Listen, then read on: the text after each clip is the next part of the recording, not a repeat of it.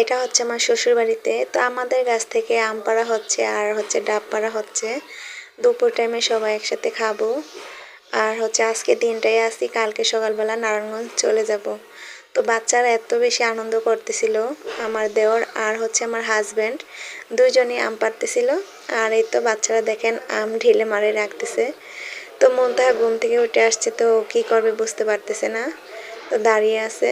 আর ওর শরীরটা অনেক বেশি খারাপ, সেজন্য হচ্ছে আমরা একটু তাড়াতাড়ি চলে আসছি। আমার জাল থাকতে চাইছিল আরো কয়েকদিন আমার শ্বশুরবাড়িতে। তো আমার মেয়েকে যেহেতু ডাক্তার দেখাবো, তো আমার এটা তাড়া বেশি। ওরে বলছিলাম যে তুমি থাকো, যেহেতু আমি চলে আসছি তো ওর কাছে তো এটা ভালো লাগবে না, তো ও চলে আসছে। আর হচ্ছে ওর হাজব্যান্ডেরও ছুটি শেষ হয়ে গেছিলো, সেজন্য হচ্ছে আমরা তাড়াতাড়ি চলে আসলাম। আসসালামু আলাইকুম, সবাই কেমন আছেন? আশা করছি সবাই অনেক বেশি ভালো আছেন। আলহামদুলিল্লাহ, আল্লাহর অশেষ রহমতে আমরা অনেক ভালো আছি। এমনকি আমাদের সময়গুলো অনেক বেশি ভালো কাটছিল। যেই সময়গুলো চলে যায় সেগুলো কিন্তু আর কখনোই ফিরে আসে না।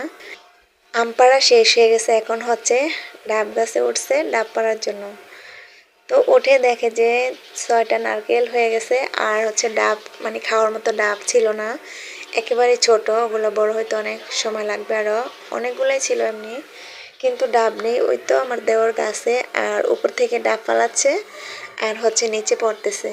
তো বাচ্চারা মানে পাগল হয়ে গেছে ডাব ধরার জন্য। তো আমরা হচ্ছে সবাই ডাক দিতেছি যে তোমাদের গায়ে পড়বে। আসলে বাচ্চারা আমাদের থেকে ওরা বেশি আনন্দ করতেছিল।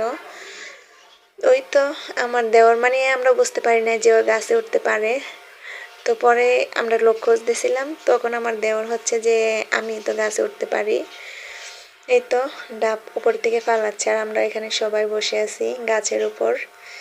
আর এই তো আমার জায়গাটাতে অনেক বেশি গাছ ছিল, তো সবগুলো গাছ কাটার পরে এখন জায়গাটা এত সুন্দর হয়েছে, মানে উঠানের মতো দেখা যাচ্ছে। তো বাড়িতে গেছি, সবাই বলতেছিল যে কবে ঘর তুলবো, কবে ঘর। আসলে আমাদের সমস্যাটা আমরা বুঝি, এটা সবাইকে বোঝানোর মতো কিছু নাই। তো এই তো আমাদের কাঁঠাল গাছে কাঁঠাল ধরছে। অন্য সময় কাঁঠালগুলো নষ্ট হয়ে যায়, এবছর আলহামদুলিল্লাহ কাঁঠালগুলো ভালো আছে। তো নারায়ণগঞ্জ চলে আসছি আর ভিডিও করতে পারি নাই, লঞ্চে এত বেশি ভিড় ছিল, বসার মতো জায়গা ছিল না। তো আর দুইটা বাচ্চা ছিল, আমার জালের একটা আমার একটা, ওরা আমাদেরকে পাগল বানিয়ে ফেলছে, 1 সেকেন্ড বসতে দেয় না। আসলে পরে বলছিলাম যে ঈদের টাইম আর কখনোই বাচ্চা কাচ্চা নিয়ে যাব না। তো বাসায় আসার পরে হচ্ছে কোনো বাজার ছিল না ঘরে, তো কি রান্না করব, এত বেশি খিদা লাগছিল। তো পুরি সিঙ্গারা নিয়ে আসছিল আরাপের বাবা, ওইটা খেয়ে তারপর হচ্ছে মুরগির হাত পাও তারপর গিলা কলজা ছিল, আপাতত এটা একটু বোনা করতেছি। দুপুরের মানে খাওয়াটা শেষ করে তারপরে হচ্ছে আবার রান্না বান্না শুরু করব। তো এই তো ভালো তো গ্যাস ছিল, সেজন্য হচ্ছে তাড়াতাড়ি বসিয়ে দিলাম। এত বেশি খিদা লাগছিল, আসলে সবাই নাস্তা খাইছে, আমি খাই নাই।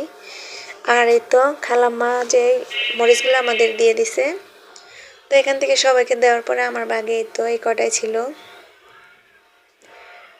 আর এই মরিচগুলো এত বেশি গ্রান ছিল। তো ভিডিওটি আর বেশি বড় করব না, আজকের মতো এই পর্যন্তই। সবাই ভালো থাকবেন, সুস্থ থাকবেন, আল্লাহ হাফেজ।